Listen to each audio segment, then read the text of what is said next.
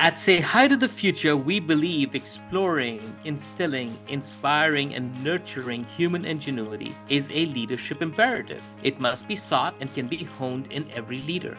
I'm your host, Saquib Vali. Explorers Say Hi to the Future, the fast-growing community highlighting the human side of ingenuity.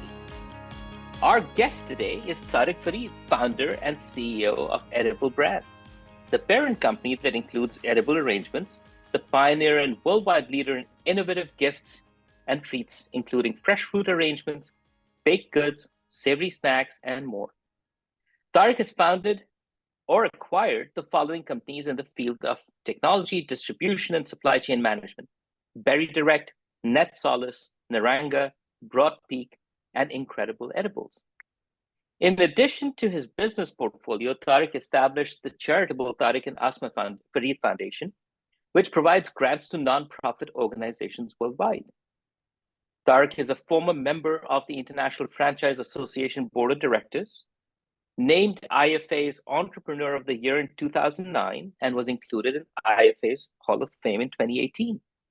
Tariq, let our listeners hear in your voice how you would wish to introduce yourself to them.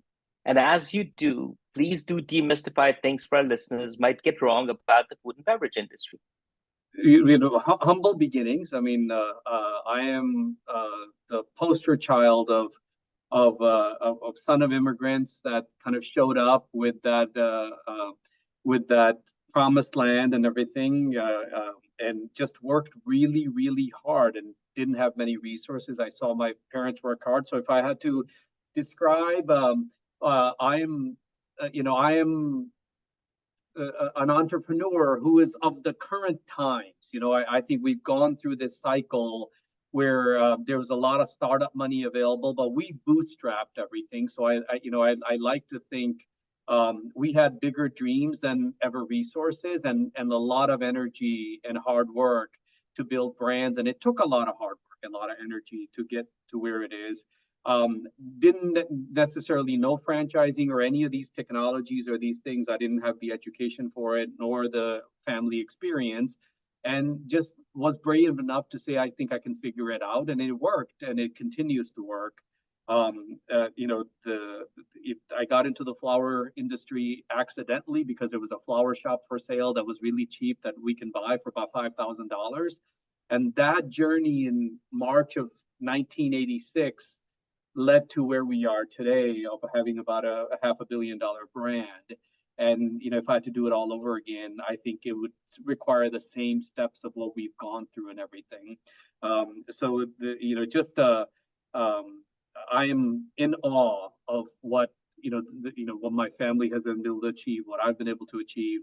But at the same time, very, very thankful for this journey and the support of everyone, including our franchisees. And your gratitude is well appreciated, Tariq. Whenever you speak with amazing success stories, they'll tell you, yeah, they are an overnight success after about 20 years. That's just how it goes, right? Everyone just looks at the success, but does not necessarily take into consideration the trials and tribulations that went along. And I'm sure there must have been enough times where it was almost like, what am I doing? Why am I doing this? I think that goes on every day. And I'll tell you a great story. We went for a few years. The brand started to do well. I had developed an IT company to create systems, POS systems, website, and everything. I had the experience on how to do that, but never really had the training.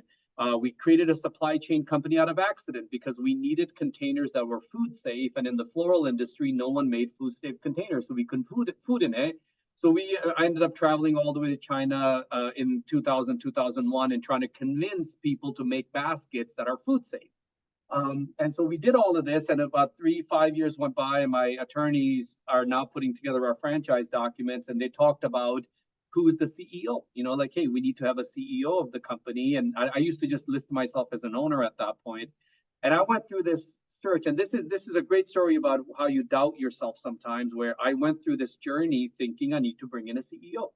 So I started the search of a CEO, and everybody I would meet, the interview would go something like this to say, I love your brand, I love what you've done, and I can't, why is it that you need a CEO? Because I kind of doubted myself to say, I don't think I have the experience to build a brand. where this brand is going. I think I need to bring someone with education and experience and all of that.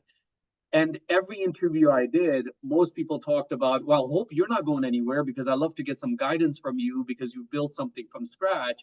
So we're always on that cusp of thinking it's not going to work. And you're, that how could this really be done?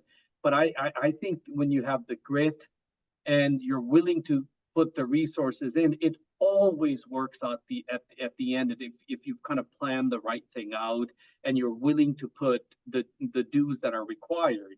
So yes, we go through this now. We're going through our 25th anniversary this year, and I can't believe how quickly 25 years have gone by. And we're in the middle of a reinvention of our brand. And luckily for me, my daughter is starting to take over, and she had planned long time that she was going to one day run the company. And it's a whole new world that I have to learn. It's a whole new world, not only how the world changed pre-pandemic, post-pandemic. Technology became such a critical role. At the same time, you got this generational stuff going on. So there's always a different challenge.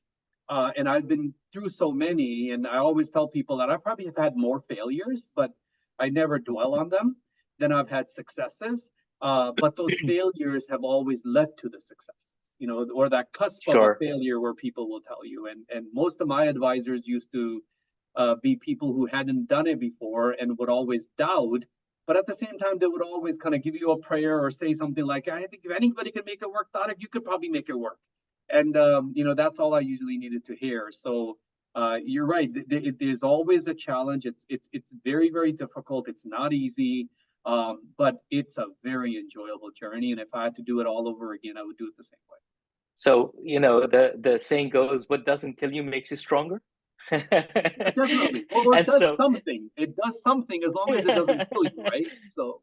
No, absolutely. Absolutely. And so first of all, congratulations to you, your company, and on 25 years. That's fantastic. In addition to that, congratulations to having inculcated something in your daughter who's willing to, because not in many cases, children of founders are willing to engage in the business. So clearly, you've set a great example for not just your customers, your franchisees, but also for your family. Tariq, one of the provocations, say hi to the future, is this notion of don't scream, be heard, right? And let me expand on that a bit. And we call it find your voice, right? And find your voice to build a sustainable competitive advantage. If I think about edible arrangements in a crowded, highly competitive food and beverage industry, edible arrangements, or rather edible brands as the umbrella, is exactly a use case for find your voice. So take us through your edible journey and weave into the story this idea of finding your voice and how you conceived, created, established, and have thrived for 25 years. Look, I think everybody has certain values that are inherited, right? You grow up with these, and there are things that you have done that when you apply those to anything you do, as long as you're true to it, I'm a believer that you will succeed. And when you say find your voice, it is really, what is that, not necessarily a competitive advantage, but what is the advantage that you have? What is it that you can offer that's unique? And for us, from the beginning, we there were a lot of things we didn't have. We didn't have money.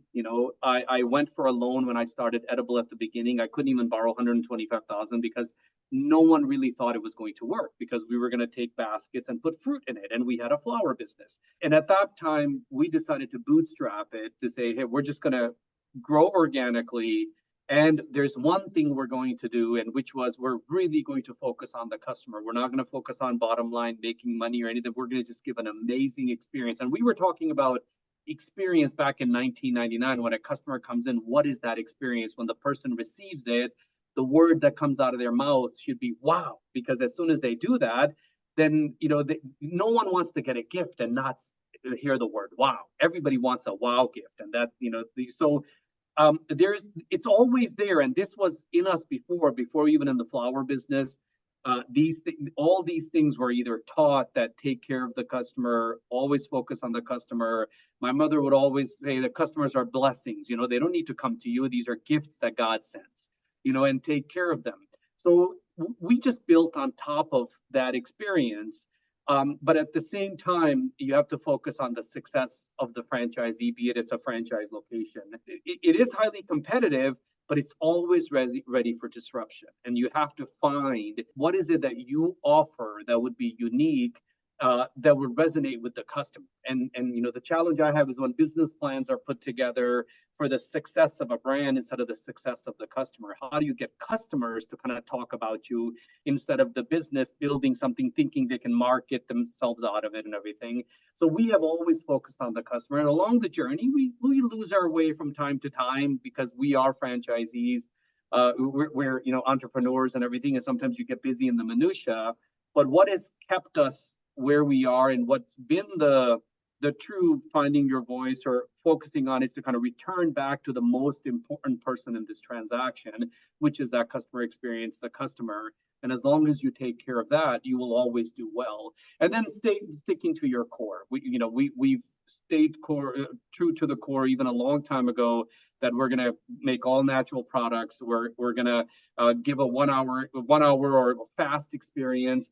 These things sometimes become difficult, but they always deliver. And anytime we've diverted from that or tried to get fancy on that, we've suffered. When you keep it simple, it's always worked for us, be it, when we had 100 stores or 1,000.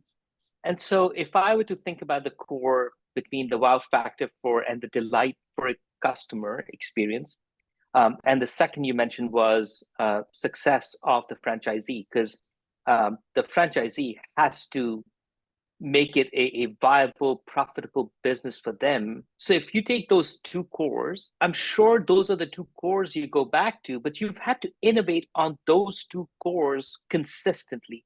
So what I'd love to get is your leadership take on Ingenuity, and more importantly, the human side of Ingenuity as it relates to you, your organization's success. What's your take, Tariq? When has it worked well? When has it not? What have you learned along the way? Like for me, I am wired where I am always disrupting. The biggest challenge I've had is when I get pushback from my team. And in franchising, this is difficult. Change is difficult in franchising. When somebody opens a store, they don't want to keep evolving it. And for me, the concept always was there should either be 1% change, 5% change. You decide, but you constantly must evolve yourself and evolve your brand. For the way I work personally, I do a soft reboot every 5 years, and I do a hard reboot every 10 years to myself. Every 5 years, I will do a major reboot to say, what am I doing? How can I disrupt it? What should we be doing better myself? And then every 10 years, because in 10 years, world changes. Even our franchise agreements are 10 years. And by then, you have to really look at it, another generations coming in. And staying true to that has worked really, really well. It's when you start to compromise on that to say, well, maybe we should just do a little bit of an update instead of a major update, or we shouldn't really rock the boat. And I've had a lot of leaders who don't want to disrupt and don't want to make people uncomfortable. That may be a short-lived satisfaction or something you get. You feel good for a little while. The long run, you're going to face even more. You're going to face more of a issue and everything. Then you have to do a lot bigger correction, and that's so true in franchising. And now, even that 5 years isn't it. I'm almost looking at we have to do an annual soft reboot, and every 5 years do a hard boot because things are moving so quick. And the consumer behavior is changing. The generations are connected, so they're connected constantly, and they give feedback constantly. So I think from that, having some kind of a philosophy, that philosophy has worked really well for me. For the first 20 years, the 5-year, 10-year worked really, really well. But now going to an annual and then every 5 years, it forces you to rethink the brand every year. What is it that we're not doing? What is it that we can do better? And you have to kind of segment that from a customer, store, online experience, and all of those. And I realize now I have to learn a lot. I have to go learn about, like right now, I'm learning a lot about this chat GPT, AI. And I'm blown away. I like, it's no different than when I learned about DOS in 1986. I got full floppies and learned about DOS, and I was just so amazed as what you could do with a computer in just billing people. Where I look at what Chat GPT can do, or this AI can do, and I see like enormous opportunities. It's scary, it's a thing that I have to learn, and I'm spending a lot of time learning it. But it's at the same time exciting, and I can have conversation with that next generation about it and everything. And at least, and if I'm the leader, I have to learn and I have to lead. Be it I lead by putting the right people there or investing in it, but I better understand the lingo. So I think this annual reboot that I'm trying to get across to people, some people think I'm crazy. They thought the 5-year reboot was too soon, that this annual reboot, they get it now to see, hey, by the time we get, Apple almost releases a new phone and a new device every year where there's a change in it. And so I think we have to do the same thing in business. That's what I would tell you, that's worked really, really well for me as a leader. And it continues to evolve and help our brand evolve. Because, with my daughter, she was 10 years old when she told me one day she's going to run the brand. And I started the journey of getting her prepped to run the brand one day. And I'm just so blessed and so in awe of what she's bringing to the table. And it's impressive. And I know the brand's going to be in really good hands, at least for the next 20 years as she runs it. So clearly, one of the strongest reboot, as you can think about, is preparing your daughter, because boy, will that be a reboot at the right place, right time. For the benefit of our listeners, give us an example of what you would consider a soft reboot and what's a hard reboot. Just an example so our listeners can understand and get into your mind a bit and get a feel for that. So I think a lot of times when people talk about reboot, from my point of view, this is my point of view, and this is not a scientific or education, like an educated opinion, but this is more an experience. What I found from the beginning, I always tend to want to disrupt things, and I always want to change. Some people call it perfectionist, but it's not perfection. It's more, you're always seeing things of an opportunity to grow. And most of the people would tell me that, when is it going to end? And I said, it never ends. The world keeps evolving, things keep getting, and I love the system I learned in the West, as I got here at the right age, where every person I talked to, they were always talking about increasing their business, improving their business, doing better. And those were my mentors in the beginning, and I thrived with them, where they would have these big dreams. They owned a little flower shop, but they would talk about how owning a chain of flower shops all over the country. They would be inspired by people. And so, a soft reboot for me, a lot of people, when I talk to them about the reboot, they think it's a reboot of a brand or their business. It actually starts with yourself first, to kind of learn what's missing.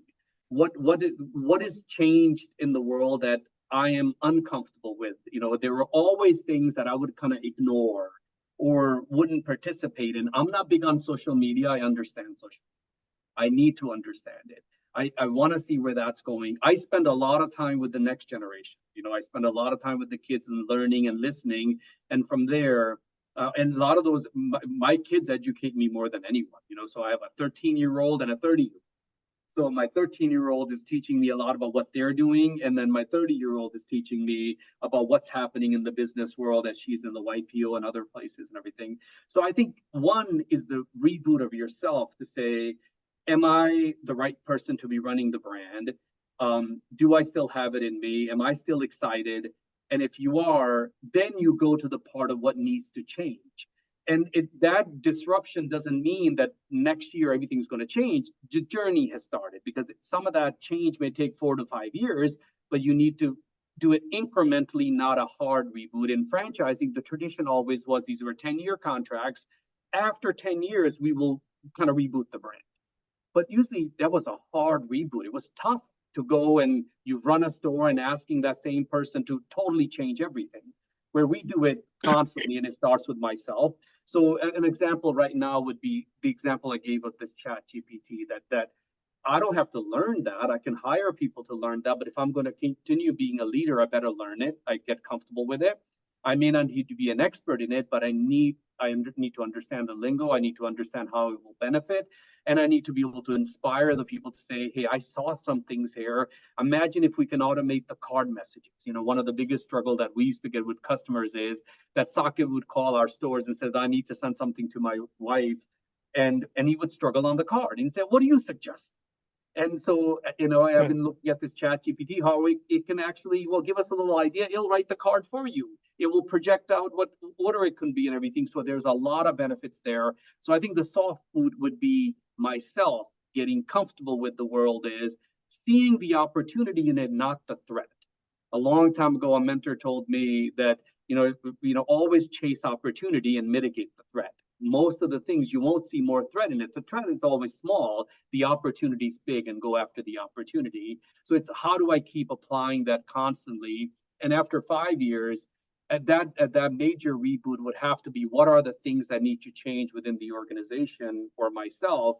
And then that may require me to bring other people in to kind of help and consult with that have already done something or grown brands that are bigger than me. Either I'm going to go sit in their shadows and learn from them, or I'm going to bring someone in to help me reinvent the brand. And I've been lucky enough in the last 5 to 7 years that I've had those people as partners to help me think big and see how I can achieve that, those lofty goals you set. Yeah, so soft reboot begins with you. I think that's a great message for our listeners, and I think the way you've articulated it, the soft reboots also keep you fresh and excited about your own brand as much as your customers. So this is absolutely fantastic. Tariq, what's the next chapter? Well, I think the next chapter for me is what my grandfather told me when I was about 8 years old. And he used to say this, he was a farmer in Saquib Vali, Pakistan. And he would always say this word that we never understood at that time. He would always say, brawn to brain.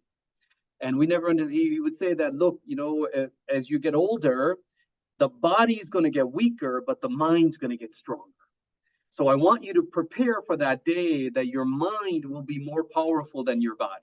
So your body's expand. Then at that point, you're able to pass the knowledge, and you will not have to work as hard, but you'll work smart. And I'm getting to that part where I see these brilliant leaders that are coming in. The next generation is coming in. So I want to guide them and even set the goals loftier goals, so sort of not necessarily how big an organization we can build, but how we can connect the organization more with the heart of the customers. I believe as long as you have a good place in the heart of your customers in your community, you will always do well. The brand will always thrive. So I think it's more that wisdom part now to sit and pass that wisdom, educate the next generation, support and facilitate. And I just had a meeting with my daughter. We were talking about that what's that next generation of leaders coming in? What is my role in helping those leaders? And a lot of times is to prevent them from making the mistakes that I've made. And then to kind of inspire them on that, hey, think a little bigger, think a little loftier. So that's what I'm doing right now, where I'm not out making product anymore. I'm not out selling stores anymore. I'm kind of thinking about where the brand can go. But to do that, I do need to learn where the world is right now. And then when you get with this next generation of a team, that's when you see the brand, you see that next stage of the growth of the brand and everything. So it's more passing of the baton. I mean, I'm at that point where I'm actually passing the baton right now. And that in itself involves a lot. That brings us, it's a perfect segue to this second part of, which is, I wanted to just pick your brains on leadership. And like you're saying, you're in the process of passing the baton, not just to your daughter, but also the next generation leaders that are coming in. So let me ask you specifically, what do you look for, groom for, nurture in the people you hire, but also the franchisees you sign on? So what are some of those specifics? Yeah, so look, it's always the same, even in the franchisees or the people we hire. One is ownership, second is so, it's very, very important, the role you have or the business you have, that you act like an owner. And I had a mentor a long time ago tell me that a lot of owners do not walk into their shops like owners. they walk in like workers. You have to walk in like an owner. You should sit outside and look to see how your shop looks. Does it look attractive? Does it look inviting? Is there something you want to go to? And the day you don't feel that, sell it, move on. Then you're not passionate about it because you're just going in to do work. So I think ownership is very, very important, the good and the bad, that you need to own that. And then the second would be the passion to always outdo yesterday, to do a little more, to wow a little more, wow doesn't end, and it evolves. So how do you kind of evolve the next version of wow? So after 25 years, that's the whole mission now in the next 12 months to 18 months, is how to reinvent the brand for the future. And we've gone through a major life event, the pandemic, which disrupted everything. So I think it's time to reinvent what the retail looks like, what the online experience looks like, what the consumer experience looks like. And when you start to look at it that way, you see amazing opportunity where there's a lot more left to do, where brands evolve. They don't get tired. I think people get tired. Brands don't get tired. The next generation will evolve the brand to the next. That's right. When you were in college in Connecticut, did you think you would be doing what you're doing today? I never thought it would be this big, but I used to have lofty dreams, where I would sit and kind of picture. I started my first business when I was 17 years old, so I would go to college part-time, and I would always, struggle in college because my business always did well. And one day I'll share a great story with you, where college was something that I needed to do to learn some of the roles I needed in the business, but I was learning a lot of that in the experience of the business. So I don't think I would do anything different, except I would take college more seriously. I think there's a lot of learnings that I could have had, and it would have helped me in the journey to understand some things that I learned the hard way. I learned either through failures or I learned it through others, where I think that, college could have taught me, but I was lucky enough that I always had mentors that were willing to help and kind of answer the questions and everything. Would I do anything differently? I'm afraid with some of the things I've learned, I probably would have failed if I did it differently, because I would have bet too big on myself, raised too much money, and done all that stuff. Yeah. So I think I probably wouldn't do it differently, because I'm not, I'm not smarter than I am, and sometimes you kind of get ahead of yourself. And I never got ahead of myself. I was always afraid of debt, and I wanted to lay the foundation one brick at a time. And if anything, I'm advising my next generation to do almost the same thing, to say, hey, this is the way to build a solid brand. Fantastic. That is a great insight, Tariq.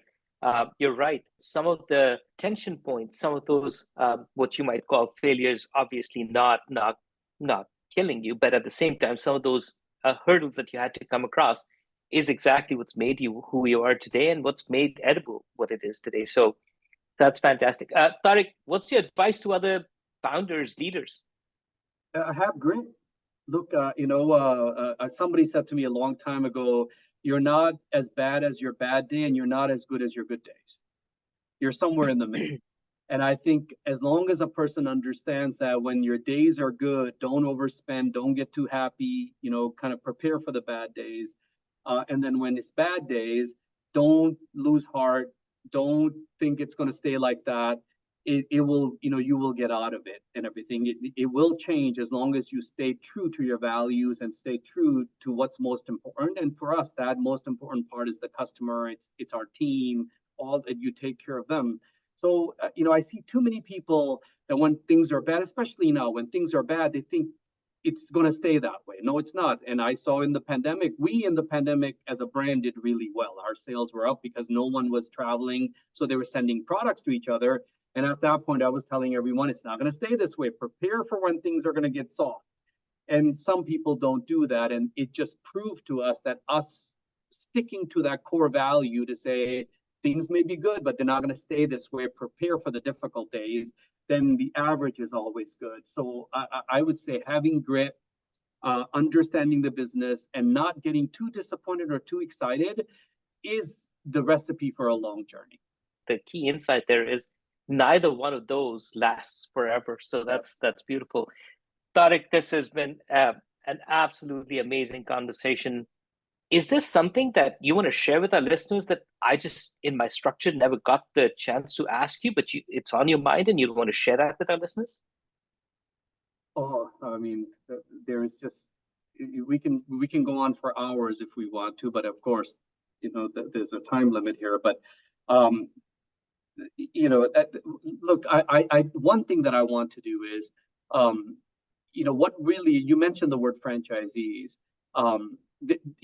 My background is a small business owner, and that's what the franchise industry does. It worked really, really well for us. And in these days of difficult of raising debt and people trying to go get funding and everything, I think people need to go back to the core of how a lot of entrepreneurship started, which is that you bet on people. There are people who buy into your brand, who bring their energy. And in our case, it wasn't always money. The conversation never started with money. It started with people. That if we had the right person, if somebody can open a store here, the right person opened the store, it would be successful. And the majority of the people we had never had money. And when they did go for funding, we were a new brand. We were putting fruit in baskets. And the banks wouldn't really look at that, with any experience or anything. And we did well. So I would say, taking a look at this franchise model for most entrepreneurs is, and, because I consider Uber to almost be a franchise model. Here's someone who's local, who's going to bring his vehicle, and you're going to send them a customer and they're going to go deliver on that. Two people get taken care of. So the one thing I would tell you is, as entrepreneurs, we've gone through this of building millionaires and billionaires, where what we always said was, we build millionaires, we have franchisees. Without them, we would never succeed. So I think looking at the small business, looking at that small business experience as we get big, I think we need to stay core to that, because what a small business owner can do is hard for a large company to give that experience and everything. So I'm a big advocate of franchising and entrepreneurship. So I would say that looking at the franchise model and delivering through the franchise model, it worked incredibly well for us, and it continues to work well. It's something that people don't tend to understand, and I would love for people to understand it, be it through, we're doing an institute at Babson College, learning through that, looking at this model, or even reaching out to the IFA or the Franchise Association. There's a lot of opportunity for entrepreneurs to scale their brand through franchising, and they should look at that. And because I am proof that it works, and it works really, really well. Fantastic. Thank you again, Tariq, for taking the time and sharing your insights. Our listeners would love to hear more from you. We will tag you and Edible in our show notes. Thanks a lot, Tariq. Thank you, sir. The Say Hi to the Future podcast series is produced by Sonia Romero, edited by Matt Miller, and special effects by Edward Vasquez. Please leave us your thoughts and let us know if there is a leader you want us to have a conversation with next.